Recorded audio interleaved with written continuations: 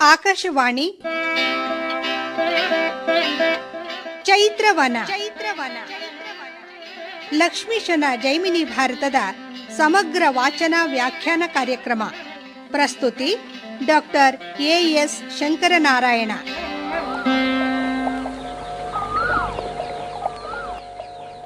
ಚೈತ್ರವನ ಕಾರ್ಯಕ್ರಮದ ಕೇಳುಗರಿಗೆಲ್ಲ ನಮಸ್ಕಾರಗಳು ಹಾಗೂ ಕಾರ್ಯಕ್ರಮಕ್ಕೆ ಆತ್ಮೀಯವಾದ ಸ್ವಾಗತ. ಪ್ರಿಯ ಕೇಳುಗರೆ, ಇಂದಿನ ಈ ಕಾರ್ಯಕ್ರಮದಲ್ಲಿ ಲಕ್ಷ್ಮೀಶನ ಜೈಮಿನಿ ಭಾರತದ 26ನೆಯ ಸಂಧಿಯ ಕೆಲ ಪದ್ಯಗಳ ವಾಚನ ಹಾಗೂ ವ್ಯಾಖ್ಯಾನವನ್ನು ಕೇಳಲಿದ್ದೀರಿ. ವಾಚನ ಮಾಡಲಿದ್ದಾರೆ ಡಾಕ್ಟರ್ ಮತ್ತೂರು ಎಸ್ ಸನತ್ಕುಮಾರ್. ವ್ಯಾಖ್ಯಾನ ಮಾಡಲಿದ್ದಾರೆ ಡಾಕ್ಟರ್ ಮಹಾಬಲೇಶ್ವರ. ಕೃಷ್ಣಾರ್ಜುನರು ಮುಂದೆ ಹೋಗ್ತಾ ಇದ್ದಾರೆ. ಕೃಷ್ಣ ಒಬ್ಬ ವೃದ್ಧ ಬ್ರಾಹ್ಮಣನ ವೇಷವನ್ನು ಧಾರಣೆ ಮಾಡಿಕೊಂಡಿದ್ದಾನೆ. ಅರ್ಜುನ ಅವನ ಶಿಷ್ಯನ ವೇಷವನ್ನು ಧಾರಣೆ ಮಾಡಿಕೊಂಡಿದ್ದಾನೆ. ತಮ್ಮ ನಿಜರೂಪು ಯಾರಿಗೂ ಗೊತ್ತಾಗದಂತೆ ಇಬ್ಬರೂ ಕೂಡ ರತ್ನಪುರಿಯ ಕಡೆಗೆ ಆಗಮಿಸ್ತಾ ಇದ್ದಾರೆ. ಅಷ್ಟೊತ್ತಿಗೆ ಸೂರ್ಯ ಮುಳುಗುವ ಸಮಯ. ಪೂರ್ವ ದಿಕ್ಕಿನಲ್ಲಿ ಚಂದ್ರ ಉದಯಿಸ್ತಾ ಇದ್ದಾನೆ. ಈ ರೀತಿಯಾಗಿ ಚಂದ್ರೋದಯವಾಗ್ತಾ ಇರಬೇಕಾದ್ರೆ ಮನ್ಮಥ ತನ್ನ ವಿರಹಿಗಳ ಮೇಲೆ ಬಾಣವನ್ನ ಪ್ರಯೋಗ ಮಾಡೋದಕ್ಕೋಸ್ಕರ ತನ್ನ ಪುಷ್ಪ ಬಾಣವನ್ನ ತನ್ನ ಬಿಲ್ಲಿಗೆ ಕೂಡ್ತಾ ಇದ್ದಾನೆ. ತವೆ ಶಾಂತಂ ಅಮೃತರೂಪಂ ಶೈತ್ಯವರ್ಧನಂ ಭುವನ ಪ್ರಕಾಶಂ ಜನಾವಲೋಕಪ್ರಿಯಂ ಧವಳತನುವೃತ್ತಂ ನಿರಂತರಂ ವಿಷ್ಣುಪದ ಸೇವಕಂ ಕೃಷ್ಣಾಂಕನೂ ದಿವಿಜತೋಷಕನಾದರಾಜನಭ್ಯುದಯದೊಳ್ ಕುವಲಯ ಶ್ರೀ ವಿರಾಜಿತಮಪ್ಪುದೇಂ ಏಂ ಕೌತುಕವೇ ಜಾರ ಚೋರರ್ಕಳಡಗದಿರ್ದ ಪರೇ ಪೇಳನಲು ಇಂದು ಮೆರೆದನಂದು.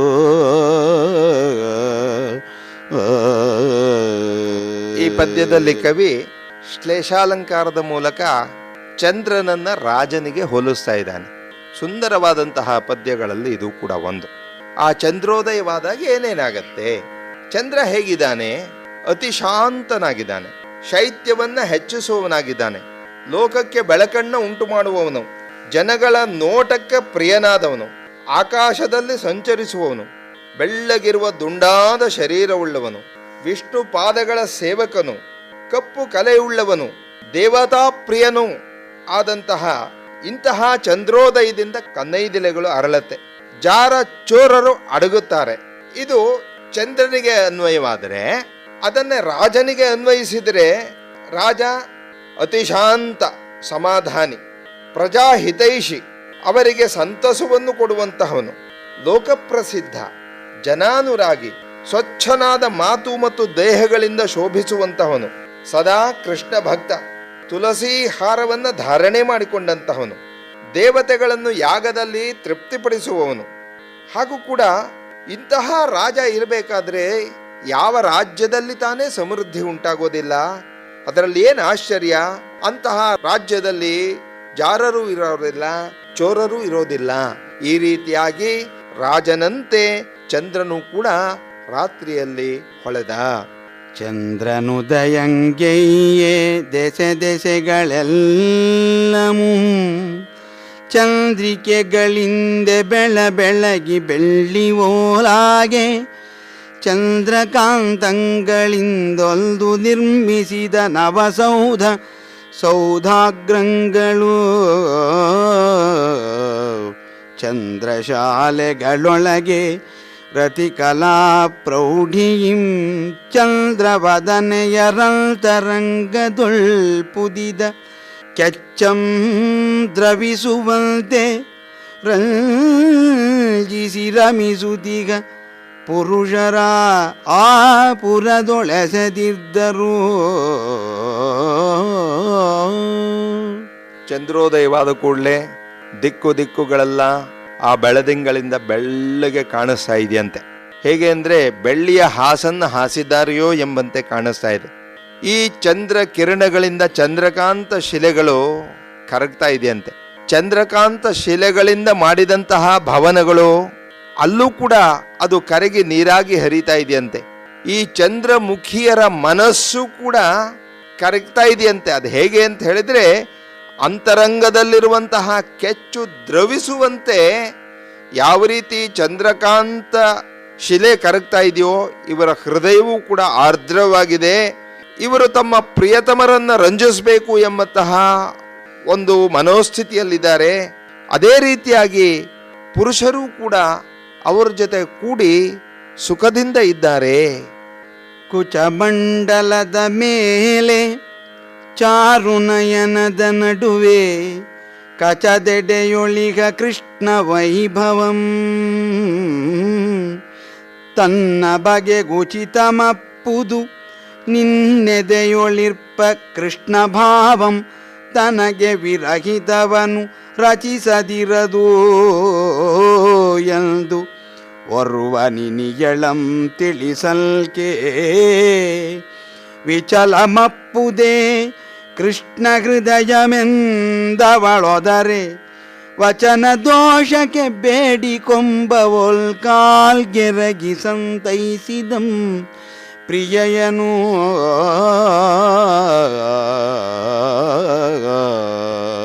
ಒಂದು ಕಡೆ ಕಾಮಿನಿ ತನ್ನ ಪ್ರಿಯತಮನ ಮಾತಿನ ದೋಷವನ್ನ ಎತ್ತಿ ತೋರಿಸ್ತಾ ಇದ್ದಾಳೆ.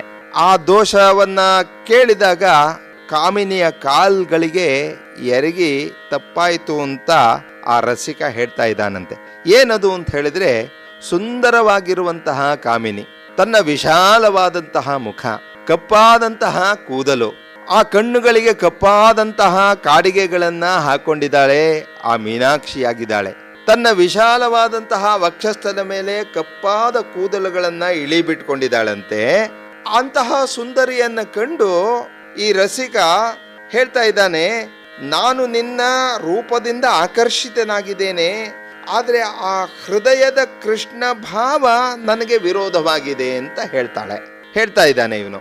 ಅದಕ್ಕೆ ಅವಳು ಹೇಳಿ, ಒಂದು ಸರಿ ಮಾಡಿಸ್ಕೋಬೇಕು, ಕರೆಕ್ಷನ್ ಪ್ಲೀಸ್ ಅಂತ ಹೇಳ್ತಾರಲ್ಲ, ಆ ರೀತಿಯಲ್ಲಿ ಈ ಒಂದು ಹೃದಯ ಆಕರ್ಷಿತವಾಗಿದೆ. ಕೃಷ್ಣ ಅಂದ್ರೆ ಆಕರ್ಷಣೆಯಿಂದ ಕೂಡಿರ್ಬೇಕಾದ್ರೆ ಇದು ಎಲ್ಲಿ ಬದಲಾಗತ್ತೆ ಇದು ಅಂತ ಅವಳು ಹೇಳಿದಾಗ, ಅವಳು ಜೋರಾಗಿ ಕೇಳಿದಾಗ, ನನ್ನ ಮಾತು ತಪ್ಪಾಯಿತು, ನೀನು ಆಕರ್ಷಣೀಯವಾದಂತಹ ರೂಪವನ್ನು ಹೊಂದಿದ್ದೀಯಾ ಅಂತ ಒಪ್ಕೊಳ್ತಾ ಇದ್ದಾನೆ. ಮತ್ತು ಅವಳ ಕಾಲಿಗೆ ಎರಗಿ ಅವಳನ್ನ ಸಂತೈಸ್ತಾ ಇದ್ದಾನೆ. ಅಚ್ಚ ಬೆಳ್ದಿಂಗಳುಳ್ ಮತ್ತೊರ್ವ ನಿನಿಯಳಂ ನಿಚ್ಚಟದೊಳುಳಿವಂತೆ ನೀವಿಯಂಬರ ಸೆಳೆದು ಹೆಚ್ಚಳಿಸಿ ಪ್ರಿಯೇ ನಿನ್ನ ಸರ್ವಾಂಗಮಂ ನೋಡಿ ಕೃಷ್ಣಾವಲೋಕನವನು ಮೆಚ್ಚಿ ತಣಿಯದವೊಲಿರ್ದಪುವು ಎನ್ನ ಕಂಗಳೆಂದು ಉಚ್ಚರಿಸಲು ಎಲೆ ಮರುಳೆ ತಪ್ಪನಾಡಿದೆ ದೃಷ್ಟಿಗೊಚ್ಚತಂಗೊಂಡು ರಂಜಿಪ ಕೃಷ್ಣ ರೂಪಮಿರಲು ಅನ್ಯಮಿನ್ ಏಕೆಂದಳು. ಸುಂದರವಾದಂತಹ ಬೆಳದಿಂಗಳು ಒಬ್ಬ ವಿಟ ತನ್ನ ಪ್ರಿಯೆಯ ಸರ್ವಾಂಗವನ್ನು ಕೂಡ ಹಾಗೆ ನೋಡಿ ಆಕರ್ಷಿತನಾಗಿದ್ದಾನೆ. ಅದರಿಂದ ಅತ್ಯಂತ ಸಂತೋಷವನ್ನು ಕೂಡ ಹೊಂದಿದವನಾಗಿದ್ದಾನೆ. ಆಕೆಯ ದೇಹವನ್ನು ನೋಡಿ, ಪ್ರಿಯೆ ನಿನ್ನ ಸರ್ವಾಂಗವನ್ನು ನೋಡಿ ನಾನು ಮೆಚ್ಚಿದ್ದೇನೆ. ಅದು ಹೇಗಿದೆ ಅಂದರೆ, ಶ್ರೀಕೃಷ್ಣ ಸಗುಣ ರೂಪವನ್ನ ಎಷ್ಟು ನೋಡಿದರೂ ತೃಪ್ತಿಯಾಗದಂತೆ ನಾನು ನಿನ್ನ ರೂಪವನ್ನ ಪುನಃ ಪುನಃ ನೋಡಿತಾ ಇದ್ದೇನೆ, ಸವಿತಾ ಇದ್ದೇನೆ ಅಂತ ಹೇಳಿದಾಗ ಅವಳು ಹೇಳ್ತಾಳೆ, ಪ್ರಿಯತಮೆ ಮರುಳ, ನೀನು ತಪ್ಪನ್ನು ಹೇಳ್ತಾ ಇದೀಯಾ. ನನ್ನ ದೃಷ್ಟಿಗೆ ಅತ್ಯಾನಂದಕರವಾದಂತಹ ಈ ರೂಪ ಇರಬೇಕಾದ್ರೆ, ಕೃಷ್ಣ ರೂಪ ಅಂದರೆ ಆಕರ್ಷಿತವಾದ ರೂಪ ಇರಬೇಕಾದ್ರೆ ನಿನಗೆ ಇನ್ನೊಬ್ಬಳ ಸಹವಾಸ ಏಕೆ? ಬೇರೆಯವರ ಅವಶ್ಯಕತೆ ನಿನಗೇನಿದೆ ಅಂತ ಅವಳು ಕೇಳ್ತಾ ಇದ್ದಾಳೆ ತನ್ನ ವಿಟನನ್ನ. ಅಂಗಜ ಶ್ರಮದಿಂದೆ ಬೆಮರ್ದ ಕಾಮಿನಿ ತನ್ನ ತುಂಗ ಕುಚ ತಟದ ಕಸ್ತೂರಿಯೊಳ್ ಪುದಿದ ಇನಿಯನಂಗಮಂ ಕಂಡು ಇದೇತಕೆ ಕೃಷ್ಣ ರೂಪಾದೆ ನೀನಿಂದು ಎಂದು ಬೆಸಗೊಳ್ಳಲ್ಕೆ ಅಂಗನೇ ತಿಳಿಯದಾದೆ ಪೊತ್ತಿರ್ದನಂದು ಕೃಷ್ಣಂ ಗಿರಿಯನೊಂದನು ಎರಡದ್ರಿಗಳ ನೀಗಳಾಂ ಹಿಂಗದಾಂತಿಗೆನು ಎನಗೆ ಕೃಷ್ಣ ಭಾವಂ ಬರ್ಪುದು ಅಚ್ಚರಿಯೇ ಪೇಳೆಂದನು. ಇಬ್ಬರು ಯುವಕ ಯುವತಿಯರು ರಾಸಲೀಲೆಯಲ್ಲಿ ತೊಡಗಿ ಆ ಸಂತೋಷವನ್ನು ಅನುಭವಿಸಿ ಆ ಶ್ರಮದಿಂದ ಪರಸ್ಪರ ಬೆವರನ್ನು ಹೊಂದಿದ್ದಾರೆ. ಆ ಕಾಮಿನಿ ಪ್ರಿಯತಮನ ಜೊತೆ ಸೇರೋದಕ್ಕೋಸ್ಕರ ತನ್ನ ಮೈಗೆ ಸುಗಂಧ ದ್ರವ್ಯಗಳನ್ನು ಕಸ್ತೂರಿಯನ್ನು ಲೇಪನ ಮಾಡಿಕೊಂಡಿದ್ದಾಳೆ. ತನ್ನ ಪ್ರಿಯತಮನೆಯನ್ನು ಆಲಿಂಗಿಸಿಕೊಂಡಾಗ ಆ ಕಸ್ತೂರಿ ಈ ವಿಟನ ಶರೀರದ ಮೇಲೆ, ಎದೆಯ ಮೇಲೆ ಅದು ಕೂಡ ಕೂಡಿ ಬಂದು ಇವನ ಶರೀರವಲ್ಲ ಕಪ್ಪು ಭಾವನೆಯನ್ನು ಹೊಂದಿದೆ. ಆಗ ಆ ಕಾಮಿನಿ ಕೇಳ್ತಾ ಇದ್ದಾಳೆ, ಯಾಕೆ ನೀನು ಕೃಷ್ಣ ರೂಪಾದೆ ಅಂತ ಕೇಳಿದಾಗ ಅದಕ್ಕೆ ಕಾಂತೆ, ಅಂದು ಕೃಷ್ಣ ಒಂದು ಬೆಟ್ಟವನ್ನು ಹಿಡಿದು ಅವನು ಕಪ್ಪಾದ, ನಾನು ನಿನ್ನ ವಕ್ಷಸ್ಥಲದ ಆಲಿಂಗನದಿಂದ ಕಪ್ಪಾಗದೆ ಇರೋದಕ್ಕೆ ಸಾಧ್ಯವೇ ಅಂತ ರಸಿಕ ಅತ್ಯಂತ ನಸುನಗುತ್ತಾ ಹೇಳ್ತಾ ಇದ್ದಾನೆ. ಕತ್ತಲೆಯ ನಡಪಿ ಪಿಡಿದವರುಂಟೆ, ತಾರೆಗಳ ಮೊತ್ತಮಂ ಪೊಯ್ದು ಕೆಡಪಿದರುಂಟೆ, ಬಟ್ಟೆಗಳ ನೊತ್ತಿ ಕರದಿಂದ ಕದುಬಿದರುಂಟೆ, ಗಗನಮಂ ತೆಕ್ಕೆಗೊಂದಿಸಿದರುಂಟೆ, ವೃತ್ತದಿಂದೆಸೆವ ಶಶಿಯಂ ಚುಂಬಿಸಿದರುಂಟೆ, ಚಿತ್ತಜಾಗವದ ಭಟರಂಗವಣೆ ಪೊಸತೆಂದು ಹತ್ತಿರಿಗ ಪಂಜರದ ರಾಜಕೀರಂ ಪೇಳ್ದುದು ಓರ್ವ ನಾಯಕಿಯ ಕೂಡೇ. ಒಬ್ಬಳು ನಾಯಕಿಯ ಮನೆ, ಅಲ್ಲಿ ಚಿನ್ನದ ಪಂಜರದಲ್ಲಿ ಒಂದು ಅರಗಿಳಿ ಸಾಕಿದ ಗಿಳಿ. ಆ ಗಿಳಿ ನಾಯಕಿಯನ್ನು ಕುರಿತು ಹೀಗೆ ಹೇಳ್ತಾ ಇದೆ, ಯಾರಾದರೂ ಕೂಡ ಕತ್ತಲೆಯನ್ನು ಒತ್ತಿ ಹಿಡಿಯೋದಕ್ಕೆ ಸಾಧ್ಯವೇ?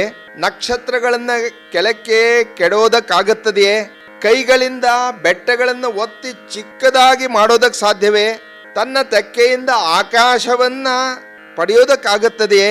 ಪೂರ್ಣ ಚಂದ್ರನನ್ನ ಚುಂಬಿಸೋದಕ್ಕಾಗುತ್ತದೆಯೇ ಅಂತ ಒಂದು ಗಿಳಿ ಕೇಳ್ತಾ ಇದೆ. ಇದು ಅಸಾಧ್ಯವಾದದ್ದು ಲೋಕದಲ್ಲಿ, ಆದರೆ ಕವಿ ಸಮಯದಲ್ಲಿ ಇದೆಲ್ಲ ಸಾಧ್ಯ. ಹೇಗೆ ಅಂದ್ರೆ ಆ ಮನ್ಮಥನ ಕಲಹದ ಯೋಧರ ರೀತಿಯೇ ಬೇರೆ ಆಗಿರುವಂತಹದ್ದು. ಇಲ್ಲಿ ಕತ್ತಲೆಯ ನಡೆಸಿ ಅಂತ ಹೇಳಿದ್ರೆ ಕಪ್ಪಾದಂತಹ ಕೂದಲನ್ನ ಮನ್ಮಥನ ಯೋಧ ಹಿಡಿತಾನೆ, ನಕ್ಷತ್ರಗಳನ್ನು ಬೀಳಿಸೋದಕ್ಕಾಗೋದಿಲ್ಲ. ತಲೆಯ ಮೇಲೆ ಮುಡಿದಂತಹ ಸುಂದರವಾದಂತಹ ಆ ಸಂಪಿಗೆ ಹೂವುಗಳನ್ನ ಕೆಳಗು ಬಿಟ್ಟು ಅವನು ಅದನ್ನ ಎಣಿಸಬಹುದು. ಹಾಗೇನೆ ಕೈಗಳಿಂದ ಬೆಟ್ಟಗಳನ್ನ ಒತ್ತಿ ಚಿಕ್ಕದಾಗಿಸೋದಕ್ಕಾಗೋದಿಲ್ಲ, ಆದರೆ ನಿನ್ನನ್ನು ಆಲಿಂಗಿಸಿಕೊಂಡು ಏಕಾರ್ಧ ಶರೀರವನ್ನು ಹೊಂದಬಹುದು. ಹಾಗೇನೆ ತೆಕ್ಕೆಯಿಂದ ಆಕಾಶವನ್ನು ಹಿಡಿಯೋದಕ್ಕಾಗೋಲ್ಲ, ಆದರೆ ನಿನ್ನ ನಡುವನ್ನು ಹಿಡಿಬಹುದು. ನಿನ್ನ ನಡು ಅಷ್ಟು ಸುಂದರವಾಗಿದೆ, ತೆಳುವಾಗಿದೆ ಎನ್ನುವಂತಹದ್ದು. ಪೂರ್ಣ ಚಂದ್ರನನ್ನ ಚುಂಬಿಸೋದಕ್ಕಾಗೋದಿಲ್ಲ. ನಿನ್ನ ಮುಖ ಚಂದ್ರ ಅದು ಪೂರ್ಣ ಚಂದ್ರನಂತೆ ಇದೆ, ಅದನ್ನ ಚುಂಬಿಸಬಹುದು. ಇದೆಲ್ಲವೂ ಸಾಧ್ಯ ಎಲ್ಲಿ ಅಂದ್ರೆ ಮನ್ಮಥನ ಕಲಹದ ಯೋಧರಿಗೆ. ಲೋಕದಲ್ಲಿ ಅಸಾಧ್ಯವಾಗದೇ ಇರೋದು ಇಲ್ಲಿ ಸಾಧ್ಯವಾಗುತ್ತೆ ಎನ್ನುವಂತಹದ್ದನ್ನ ಕವಿ ಅತ್ಯಂತ ಚಮತ್ಕಾರವಾಗಿ ಚಿತ್ರಿಸ್ತಾ ಇದ್ದಾನೆ. ಹರಶರ ಪ್ರಥಮಾವತಾರಲೋಚನೆ ಮಹೇಶ್ವರ ಚಾಪತುಂಗ ವಕ್ಷೋಜಾತೆ ಹಿಮಕರಾಭರಣ ಮೌರ್ವೀವೇಣಿ ತಾನಿರ್ದುಂ ಅನ್ಯಳಂಬದನ ಬಾಣಾಕ್ಷಿಯೆಂದು ಸ್ಮರ ಕಾರ್ಮುಕ ಭ್ರೂಲತಾ ಶೋಭೆಯೆಂದು ಶಂಬರ ಮಥನ ಶಿಂಜಿನಿ ಲೋಲ ಕುಂತಳೆಯೆಂದು ಕರೆದೆ ಗಡಾ ನೀನು ಎಂದು ಸವತಿ ಮತ್ಸರ ಕೋರ್ವಳು ಓಪನಂ ಕೋಪಿಸಿದಳು. ಒಬ್ಬಳು ಮತ್ತೊಬ್ಬನಲ್ಲಿ ಪ್ರೀತಿಯನ್ನು ತೋರಿಸ್ತಾ ಇದ್ದಾಳೆ ಅಂತ ಸವತಿ ಮಾತ್ಸರ್ಯದಿಂದ ತನ್ನ ಪ್ರಿಯತಮನನ್ನ ದೂಷಣೆ ಮಾಡ್ತಾ ಇದ್ದಾಳೆ. ಇಲ್ಲೇನು ಅಂತ ಹೇಳಿದ್ರೆ, ತನ್ನ ಪ್ರಿಯತಮನನ್ನ ಆತ ವರ್ಣನೆ ಮಾಡಿದ್ದಾನೆ. ಹರಶರ ಪ್ರಥಮಾವತಾರ ಅಂತ ಹೇಳಿದ್ರೆ ವಿಷ್ಣುವಿನ ಪ್ರಥಮಾವತಾರ ಮತ್ಸ್ಯಾವತಾರ. ಅದರಂತೆ ಲೋಚನೆಯುಳ್ಳವಳು ಕಣ್ಣುಳ್ಳವಳು ಅಂತ ಹೇಳಿದ್ರೆ ಮೀನಾಕ್ಷಿ ಅಂತ ನನ್ನನ್ನ ವರ್ಣಿಸಿದ್ದೀಯ. ಎರಡನೇದಾಗಿ ಮಹೇಶ್ವರ ಚಾಪತುಂಗ ವಕ್ಷೋಜಾತೆ ಅಂತ ವರ್ಣನೆ ಮಾಡಿದ್ದೀಯ. ಆ ಮಹೇಶ್ವರನ ಧನುಸ್ಸಿನಂತೆ, ಆ ಮೇರು ಪರ್ವತದಂತೆ ಉನ್ನತವಾದಂತಹ ಸ್ತನವುಳ್ಳವಳು ಅಂತ ವರ್ಣನೆ ಮಾಡಿದೀಯ. ಅದು ಸೌಂದರ್ಯದ ಇನ್ನೊಂದು ರೂಪ. ಮೂರನೇದಾಗಿ ಹಿಮಕರಾಭರಣ ಮೌರ್ವಿ ವೇಣಿ ತಾನು ಅಂತ, ಆ ಹಿಮಕರ ನಾಗವೇಣಿ ಎಂಬುದಾಗಿ ನನ್ನನ್ನು ಕರೆದಿದೀಯ. ಇದು ಮೂರು ಕೂಡ ಸೌಂದರ್ಯದ ಅತಿಶಯವಾದಂತಹದ್ದು. ಹೀಗೆ ನಾನಿರಬೇಕಾದ್ರೆ ನೀನು ಇನ್ನೊಬ್ಬಳನ್ನು ಕರೀತಾ ಇದೀಯಾ. ಯಾವ ರೀತಿ ಕರೀತಾ ಇದೀಯಾ? ಇವನು ಪ್ರಿಯತಮ ಇನ್ನೊಬ್ಬಳನ್ನು ಹೇಳ್ತಾ ಇದ್ದಾನೆ. ಏನಂತ? ಮದನ ಬಾಣ ಅಕ್ಷಿ ಅಂತ. ಮದನನ ಬಾಣ ಹೂವಿನಂತೆ ಕಣ್ಣುಳ್ಳವಳು ಅಂತ. ಇವಳು ಪ್ರಿಯತಮೆ ಅನ್ಕೋತಾಳೆ, ಆತನನ್ನ ಮದನ ಬಾಣಾಕ್ಷಿ ಅಂತ. ಇವನು ಹೇಳ್ತಾ ಇದ್ದಾನೆ ಮದನ ಬಾಣಾಕ್ಷಿ ಅಂದ್ರೆ ಹೂಗಣ್ಣುಳ್ಳವಳು, ಸೊಟ್ಟು ಕಣ್ಣುಳ್ಳವಳು ಅಂತ. ಹಾಗೆ ಸ್ಮರಣ ಕಾರ್ಮುಕ ಬಿಲ್ಲು, ಮನ್ಮಥನ ಬಿಲ್ಲು ಅಂತ ಹೇಳಿದ್ರೆ ಕಬ್ಬು, ಆ ಕಬ್ಬಿನ ಬಿಲ್ಲಿನಂತೆ ಇರುವಂತಹ ಹುಬ್ಬು ಅಂತ ಇವನು ಹೇಳ್ತಾ ಇದ್ರೆ, ಅದು ಹೇಗೆ ಅಂತ ಹೇಳಿದ್ರೆ, ಕಬ್ಬು ಹೇಗೆ ಡೊಂಕಾಗಿರುತ್ತೋ, ಗಣ್ಣಿಂದ ಕೂಡಿರುತ್ತೋ, ಅವಳು ಹುಬ್ಬುಗಂಟುಳ್ಳವಳು ಅಂತ ಆ ರೀತಿಯಾಗಿ ವರ್ಣನೆ ಮಾಡ್ತಾ ಇದ್ದಾನೆ. ಹಾಗೆ ಶಂಬರ ಮಥನ ಶಿಂಜಿನೀ ಲೋಲ ಕುಂತಳೆ, ಗುಂಗುರು ಕೂದಲು ಉಳ್ಳವಳು ಅಂತ ಇವನು ಹೇಳ್ತಾ ಇದ್ದಾನೆ. ಅವಳು ಏನು ಅರ್ಥ ಮಾಡ್ಕೋತಾ ಇದ್ದಾಳೆ? ಕಪ್ಪಾದ ಕೂದಲು ಅಂತ. ಇವನ ಪ್ರೌಢಿಮೆಯ ಒಂದು ವ್ಯಾಖ್ಯಾನ ಅವಳಿಗೆ ಅರ್ಥ ಆಗಲಿಲ್ಲ. ಆದರೆ ಅವನು ಈ ರೀತಿಯಾಗಿ ಕರೆದೆ ಅಂತ ಕೂಪಿಸ್ಕೊಳ್ತಾ ಇದ್ದಾಳೆ. ಆವವಂ ಕೆಳೆಯಂದು ಉರಿಯನಪ್ಪಿ ಬಾಳ್ದವಂ ಪಾವಗಿದು ಬದುಕಿದವನಾವವಂ ಮೃಡನಯನ ಪಾವಕಜ್ವಾಲೆಯಂದುರೆವೆಲ್ದು ಜೀವಿಸುವನಾವವಂ ತ್ರಿಭುವನದೊಳು ಈ ವಾಯು ಈ ಚಂದ್ರನೀ ಪುಷ್ಪಬಾಣಂ ಈ ಮೂವರುಂ ವಿರಹಿಗಳ ಕೊಲೆಗುಳಿದರಕಟ ತಾನೇ ಗೈವೆನು ಎಂದು ಓಪನನಗಲ್ದ ಕಾಮಿನಿಯೊರ್ವಳು ಆಗ ಚಿಂತಿಸುತ್ತಿದ್ದಳು.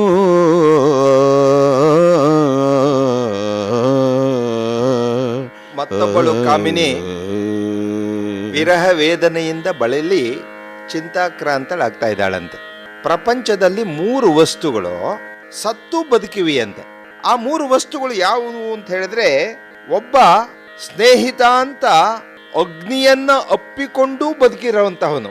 ಆ ಮಂದಾನಿಲ ಬೆಂಕಿಯ ಮೇಲೆ ಬೀಸಿದ್ರೆ ಅನಿಲಕ್ಕೆ ಏನು ಆಗೋದಿಲ್ವಂತೆ. ಆ ರೀತಿಯಾಗಿ ಗಾಳಿ ಬೆಂಕಿಯನ್ನ ಅಪ್ಪಿಕೊಂಡು ಸ್ನೇಹಿತ ಅಂತ ಅಪ್ಪಿಕೊಂಡು ಇನ್ನೂ ಭೂಮಿಯ ಮೇಲಿದೆ. ಎರಡನೇದು, ಹಾವು ಕಚ್ಚಿ ತಿಂದ್ಬಿಟ್ಟಿದೆ, ಆದ್ರೂ ಬದುಕಿದ್ದಾನೆ. ಯಾರು ಅಂತ ಹೇಳಿದ್ರೆ ಚಂದ್ರ. ಆ ಚಂದ್ರನನ್ನ ರಾಹು ಕಚ್ಚಿ ನುಂಗ್ಬಿಡ್ತಾನೆ, ಆದ್ರೂ ಚಂದ್ರ ಬದುಕಿದ್ದಾನೆ. ಇದೊಂದು. ಮೂರನೇದು, ಆ ಪರಮಾತ್ಮನ 3ನೆಯ ಕಣ್ಣಿಂದ ಸುಟ್ಟು ಭಸ್ಮನಾಗಿಯೂ ಬದುಕಿದಂತಹವನು ಮನ್ಮಥ. ಈ 3 ಜನ ಇದಾರಲ್ಲ, ಒಂದು ಮಂದಾನಿಲ, ಇನ್ನೊಂದು ಚಂದ್ರ, 3ನೇದು ಮನ್ಮಥ. ಈ 3 ಜನ ಸತ್ತು ಬದುಕಿದ್ದಾರೆ. ಯಾತಕ್ ಬದುಕಿದ್ದಾರೆ ಅಂದ್ರೆ, ನನಗೆ ತೊಂದರೆಯನ್ನು ಉಂಟು ಮಾಡೋದಕ್ಕೋಸ್ಕರ, ವಿರಹಿಗಳನ್ನ ಕೊಲೆ ಮಾಡೋದಕ್ಕೋಸ್ಕರ ಇವರು ಬದುಕಿ ಉಳಿದಿದ್ದಾರೆಯೋ, ಅಯ್ಯೋ ನಾನೇನ್ ಮಾಡ್ಲಿ ಅಂತ ವಿರಹ ವೇದನೆಯಿಂದ ಮತ್ತೊಬ್ಬಳು ಕಾಮಿನಿ ಚಿಂತಾಕ್ರಾಂತಳಾಗಿದ್ದಾಳೆ. ವಂಚನೆಯೊಳಿಂತಿರುಳ್ಪುರಜನದ ನಾನಾ ಪ್ರಪಂಚಲ್ಲಮಂ ನೋಡುತ್ತ ಅಸುರಾರಿ ಫಲ್ಗುಣರ್ ಸಂಚರಿಸುತ್ತಿದ್ದರು. ಆ ಪಟ್ಟಣದೊಳು ಅನ್ನೆಗಂ ಕಾಂತರಾಲಿಂಗನದೊಳು ಹೊಂಚಿದ್ದ ಕಾಮಿನಿಯರೆದೆಗೆ ದಿಗಿಲೆನಲ್ ಕೂಗಲುಂಚದೊಳ್ ಕೋಳಿಗಳ್ ಕೂಟವೆಣೆವಕ್ಕಿಗಳ್ ಮುಂಚಿದುವು ತಾವರೆಗೆ ತುಂಬಿ ವಿಂಡೆರಗಿದುದು ತಾವರೆಗೆ ವೆಣೆವಕ್ಕಿಗಳ್ ಮುಂಚಿದುವು ಕೊರಗಿದುವು ನೈದಿಲೆಗಳು. ಈ ಪ್ರಕಾರವಾಗಿ ಕೃಷ್ಣಾರ್ಜುನರು ಆ ಚಂದ್ರನ ಬೆಳಕಿನಲ್ಲಿ ಆ ರಾತ್ರಿಯಲ್ಲಿ ಆ ರತ್ನಪುರದಲ್ಲಿ ಸಂಚರಿಸ್ತಾ ಇರಬೇಕಾದ್ರೆ, ನಾನಾ ವಿಧವಾದಂತಹ ಕಾಮಕೇಳಿಗಳನ್ನ ನೋಡ್ತಾ ಇರಬೇಕಾದ್ರೆ, ನಾನಾ ವಿಧವಾದಂತಹ ವಂಚನೆಗಳಿಂದ ತಿರುಗಾಡ್ತಾ ಇರಬೇಕಾದ್ರೆ, ಅಷ್ಟರಲ್ಲಿ ಆ ಕಾಂತರ ಆಲಿಂಗನದಲ್ಲಿ ಇದ್ದಂತಹ ಸ್ತ್ರೀಯರ ಎದೆ ಬಡಬಡ ಹೊಡಿಕೊಳ್ಳೋದಕ್ಕೆ ಶುರು ಆಯ್ತಂತೆ. ಯಾಕೆ ಅಂತ ಹೇಳಿದ್ರೆ ಕೋಳಿಗಳು ಕೂಗ್ತಾ ಇವೆ ಅಂತೆ. ಕೋಳಿಗಳ ಕೂಗು ಸೂರ್ಯೋದಯದ ಒಂದು ಮುನ್ಸೂಚನೆ. ಹೀಗೆ ಸೂರ್ಯೋದಯವಾದ ಕೂಡಲೇ ಅವರ ಇಷ್ಟು ರಾತ್ರಿ ಪಟ್ಟಂತಹ ಎಲ್ಲ ಸುಖಕ್ಕೂ ಕೂಡ ಒಂದು ಇತಿಶ್ರೀ ಹಾಡಬೇಕಾಗತ್ತಲ್ಲ ಎಂಬ ರೀತಿಯಲ್ಲಿ ಅವರೆಲ್ಲರೂ ಕೂಡ ಭಯವನ್ನು ಹೊಂದ್ತಾ ಇದ್ದಾರಂತೆ ಆ ಕಾಮಿನಿಯರು. ಕೋಳಿಗಳು ಉಚ್ಚಸ್ವರದಿಂದ ಕೂಗ್ತಾ ಇದೆ. ಇತ್ತ ಚಕ್ರವಾಕ ಪಕ್ಷಿಗಳು ಯಾವ ರಾತ್ರಿಯಲ್ಲಿ ವಿರಹ ವೇದನೆಯನ್ನು ಅನುಭವಿಸಿದ್ದವು, ಆ ಚಕ್ರವಾಕ ಪಕ್ಷಿಗಳು ಪರಸ್ಪರ ಒಂದಾಗೋದಕ್ಕೆ ಮುಂದಾಗ್ತಾ ಇದೆ. ಹೀಗೆ ಸೂರ್ಯೋದಯ ಬೆಳಗಾಗ್ತಾ ಇದೆ. ತಾವರೆಯಲ್ಲಿರುವಂತಹ ದುಂಬಿಗಳು, ಒಳಗಡೆ ಸಿಗಾಕೊಂಡಂತಹ ದುಂಬಿಗಳು ಕೂಡ ಹೊರಗಡೆ ಬರೋದಕ್ಕೆ ಪ್ರಯತ್ನಿಸ್ತಾ ಇದೆ. ನೈದಿಲೆಗಳೆಲ್ಲ ಮುಚ್ಚುತ್ತಾ ಇದೆ. ಈ ರೀತಿಯಾಗಿ ಆ ರಾತ್ರಿ ನಿಧಾನವಾಗಿ ಕಳೀತಾ ಇದೆ, ಸೂರ್ಯೋದಯವಾಗ್ತಾ ಇದೆ. ಬಳಿಕ ದಿನ ದಿನ ಕೊಂದು ಪರಿಯಾಗಿ ದೋಷಮಂ ತಳೆದು ಸಲೆ ಪೆಚ್ಚಿದ ಕರಂಗಳಿಂ ಸಿರಿಯಿರ್ದ ನಿಳಯಂಗಳಂ ಬಾಧಿಸುವ ರಾಜನ ಐಶ್ವರ್ಯಮಿರ್ದಪುದೇ ಪೇಳೆನಲ್ಕೆ ತೊಳಗಿದವು ಬೆಳುದಿಂಗಳು ಎಳಸಿ ಕುಂಕುಮದಿಂದೆ ಪೂರ್ವ ದಿಗ್ವನಿತೆ ಮಂಗಳ ಮಜ್ಜನಂಗೈದಳೆಂಬಂತೆ ರಂಜಿಸಿತು ಮೂಡದೆಸೆ ಕೆಂಪಡರ್ದು. ನಿಧಾನವಾಗಿ ಪೂರ್ವ ದಿಕ್ಕಿನಲ್ಲಿ ಉಷಃಕಾಲ ಪ್ರಾರಂಭವಾಗಿ ಆಕಾಶವೆಲ್ಲ ಕೆಂಪುಮಯವಾಗ್ತಾ ಇದೆಯಂತೆ. ಅಲ್ಲಿ ದಿನ ದಿನಕ್ಕೆ ಒಂದೊಂದು ರೀತಿಯಲ್ಲಿ ದೋಷವನ್ನು ಹೊಂದಿ ತನ್ನ ಕೈಗಳಿಂದ ಆ ಕಮಲದ ಮನೆಯನ್ನ ಸೂರೆಗೊಳ್ಳುವ ಚಂದ್ರನಂತೆ ಮತ್ತು ರಾಜನಂತೆ ಅಂತ ಕವಿ ಹೇಳ್ತಾ ಇದ್ದಾನೆ. ಯಾವ ರೀತಿ ಚಂದ್ರ ದಿನದಿಂದ ದಿನಕ್ಕೆ ತನ್ನ ಕಲೆಯನ್ನ ಹೆಚ್ಚಿಸ್ಕೊಂಡು ಹೋಗ್ತಾನೆ, ತನ್ನ ಕೈಗಳಿಂದ ಕಿರಣಗಳಿಂದ ಐಶ್ವರ್ಯವಿರುವಂತಹ ಮನೆ ಅಂತ ಹೇಳಿದ್ರೆ ಆ ಕಮಲದ ಸೌಂದರ್ಯವನ್ನ ಸೂರೆಗೊಳ್ತಾನೆ. ಆ ರೀತಿಯಾಗಿ ರಾಜನೂ ಕೂಡ ದಿನದಿಂದ ದಿನಕ್ಕೆ ತನ್ನ ದೋಷವನ್ನ ಹೆಚ್ಚಿಸ್ಕೊಳ್ತಾ ತನ್ನ ಕೈಗಳಿಂದ ಅಂದ್ರೆ ಕರವನ್ನ ಹಾಕೋದ್ರ ಮೂಲಕ ಐಶ್ವರ್ಯವಿರುವಂತಹ ಮನೆ ಅಂತ ಹೇಳಿದ್ರೆ ಧನಿಕರ ಮನೆಯನ್ನ ಸೂರೆಗೊಳ್ತಾನೆಯೋ, ಅವರನ್ನ ಐಶ್ವರ್ಯವಿಲ್ಲದಂತೆ ಮಾಡ್ತಾನೆಯೋ, ಹಾಗೆ ಬೆಳದಿಂಗಳು ಕೂಡ ಹೋಗಿಯೇ ಬಿಡ್ತಂತೆ. ಪೂರ್ವ ದಿಕ್ಕಿನಲ್ಲಿ ದಿಗ್ವನಿತೆ ಸೂರ್ಯನ ಜೊತೆ ಸೇರಬೇಕು ಅನ್ನೋ ತವಕದಿಂದ ಆ ಕುಂಕುಮ ಸ್ನಾನವನ್ನ ಮಾಡಿ ಮಂಗಳ ಸ್ನಾನವನ್ನ ಮಾಡಿದಳು ಎಂಬಂತೆ ಉದಯೇ ಸವಿತಾ ರಕ್ತಃ ಅನ್ನೋ ರೀತಿಯಲ್ಲಿ ಉದಯ ಕಾಲದಲ್ಲಿ ಕೆಂಪಾದಂತಹ ಅರುಣೋದಯ ಆಗ್ತಾ ಇದೆ. ಗಾಲಿಯೊಂದೇ ರಥಕ್ಕೆ ಜೋಡಾಗಿ ಪೂಡುವಡೆ ಸಾಲದು ಏಳೇಗಯಂ ನಡೆಸುವಡೆ ಸಾರಥಿಗೆ ಕಾಲಿಲ್ಲ ಲೋಕಯಾತ್ರೆಯನೊಲ್ಲೆನೆಂದೊಡಾಗದೆ ತನಗೆ ತಿರುಗಲೇಕೆ ಕಾಲಗತಿಯಂ ಮೀರಬಾರದಿಂದೆಂಬುದಂ ಮೂಲೋಕ ಕೆಚ್ಚರಿಸುವಂತೆ ಪೂರ್ವಾಚಲದ ಮೇಲೆ ಮೂಡಿದನು ಎಂದಿನವೊಲ್ ಅಬ್ಜ ಬಾಂಧವಂ ಮೂಡಿದನು ನಯನಾಂಧಂ ಅಂದಡಗಲು. ಕ್ರಿಯಾಸಿದ್ಧಿ ಸತ್ವೇ ಭವತಿ ಮಹತಾಂ ನೋಪಕರಣೆ. ಮಹಾತ್ಮರ ಕ್ರಿಯಾಸಿದ್ಧಿ ಅವರ ಸತ್ವದಲ್ಲಿರುತ್ತದೆಯೇ ಹೊರತು ಉಪಕರಣಗಳಲ್ಲಿ ಇಲ್ಲ. ಹಾಗೇನೆ ಮನಸ್ವಿ ಕಾರ್ಯಾರ್ಥಿ ನ ಗಣಯತಿ ದುಃಖಂ ನ ಚ ಸುಖಂ ಎಂಬುದಾಗಿ ಹೇಳ್ತಾರೆ. ಸೂರ್ಯನಿಗೆ ಅವನ ರಥಕ್ಕೆ ಇರೋದು ಒಂದೇ ಗಾಲಿ, 2 ಗಾಲಿ ಇಲ್ಲ. ಕುದುರೆಗಳು 2 ಅಲ್ಲ 4 ಅಲ್ಲ 7 ಕುದುರೆಗಳು. ಅದ್ರ ಜೊತೆಗೆ ಆ ಸಾರಥಿ ಅವನಿಗೆ ತೊಡೆಗಳೇ ಇಲ್ಲ. ಹೀಗಿರಬೇಕಾದ್ರೆ ಅವನು ಸರಿಯಾದ ಸಮಯಕ್ಕೆ ಉದಯಿಸ್ತಾನೆ, ಸರಿಯಾದ ಸಮಯಕ್ಕೆ ಅಸ್ತಮಾನ ಆಗ್ತಾನೆ.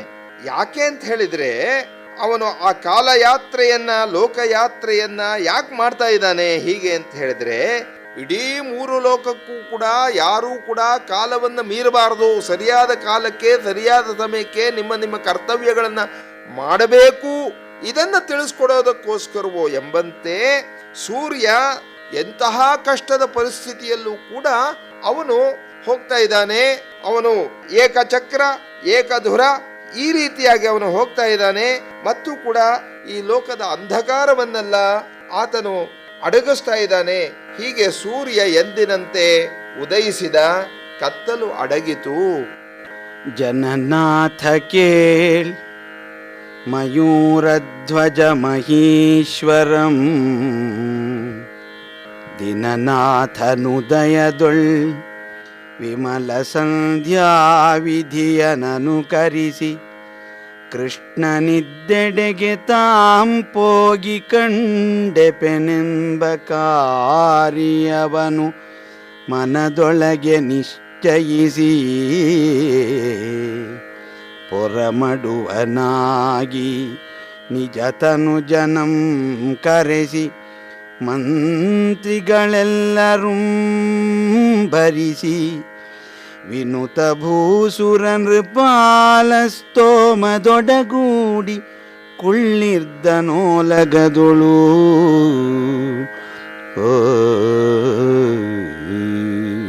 ಸೂರ್ಯೋದಯವಾಗಿದೆ. ಇತ್ತ ರತ್ನಪುರಿಯಲ್ಲಿ ನರ್ಮದಾ ನದಿ ತೀರನಲ್ಲಿ ಮಯೂರಧ್ವಜ ಯಜ್ಞದೀಕ್ಷಿತನಾಗಿ ಕುಳಿತುಕೊಂಡಿದ್ದಾನೆ. ಆ ಪರಮಾತ್ಮನನ್ನು ನೋಡಬೇಕು ಎಂಬಂತಹ ತವಕ ಅವನಲ್ಲಿ ಕ್ಷಣೇ ಕ್ಷಣೆ ಹೆಚ್ಚಾಗ್ತಾ ಇದೆ. ಸೂರ್ಯೋದಯಕ್ಕೆ ಸರಿಯಾಗಿ ಸ್ನಾನಾದಿಗಳನ್ನೆಲ್ಲ ಮುಗಿಸಿ ಸಂಧ್ಯೋಪಾಸನೆಯನ್ನು ಮಾಡಿ ನಿತ್ಯ ಕರ್ಮಗಳನ್ನೆಲ್ಲ ಅನುಷ್ಠಾನ ಮಾಡಿ ಕೃಷ್ಣನ ಬಳಿಗೆ ಹೋಗಬೇಕು, ಅವನ ದರ್ಶನವನ್ನು ಪಡೆಯಬೇಕು ಅಂತ ನಿಶ್ಚಯಿಸಿಬಿಟ್ಟು ಅವನು ಮಂತ್ರಿಗಳನ್ನೆಲ್ಲ ಕರೆಸಿದ್ದಾನೆ. ಪುರೋಹಿತರನ್ನೆಲ್ಲ ಕರೆಸ್ಕೊಂಡು ಅವನು ತನ್ನ ಯಾಗಶಾಲೆಯಲ್ಲಿ ಮಗನ ಜೊತೆ ಕುಳಿತುಕೊಂಡಿದ್ದಾನೆ. ಆ ಸಂದರ್ಭದಲ್ಲಿ ಅನ್ಯಗಂ ವೃದ್ಧ ವಿಪ್ರಾಕಾರಮಂ ತಳೆದ ಪನ್ನಗಾರಿಧ್ವಜಂ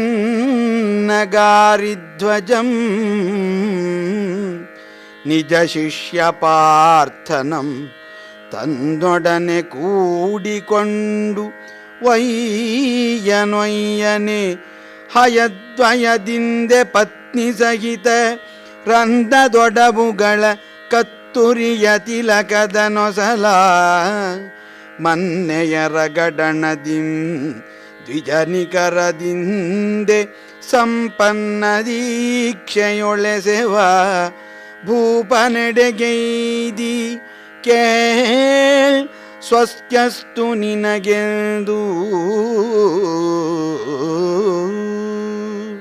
ಮಯೂರಧ್ವಜ ಪತ್ನಿಯ ಜೊತೆ, ಪುರೋಹಿತರೊಡನೆ, ಮಂತ್ರಿಗಳ ಜೊತೆ ಮತ್ತು ಮಗನೊಡನೆ ರತ್ನಾಲಂಕೃತವಾಗಿರುವಂತಹ ಆ ರಾಜರ ನಡುವೆ ದೀಕ್ಷಿತನಾಗಿ ಕುಳಿತುಕೊಂಡಿದ್ದಾನೆ. ಅಂತಹ ಸಂದರ್ಭದಲ್ಲಿ ಆ ಮುದಿಬ್ರಾಹ್ಮಣ ವೇಷಧಾರಿಯಾಗಿರುವಂತಹ ಆ ಪರಮಾತ್ಮ ತನ್ನ ಶಿಷ್ಯನ ಜೊತೆ ಕೂಡಿ ಅರ್ಜುನನ ಜೊತೆ ಸೇರಿಕೊಂಡು ಅಲ್ಲಿಗೆ ಬಂದುಬಿಟ್ಟು ಹೇಳ್ತಾ ಇದ್ದಾನೆ, ಸ್ವಸ್ತ್ಯಸ್ತು ತುಭ್ಯಂ ಅಂತ ನೇರವಾಗಿ ಅವನು ನಮಸ್ಕಾರ ಮಾಡುವ ಮೊದಲೇ ಆಶೀರ್ವಾದವನ್ನು ಮಾಡ್ತಾ ಇದ್ದಾನೆ. ಏನು ಆಶ್ಚರ್ಯ ಇದು!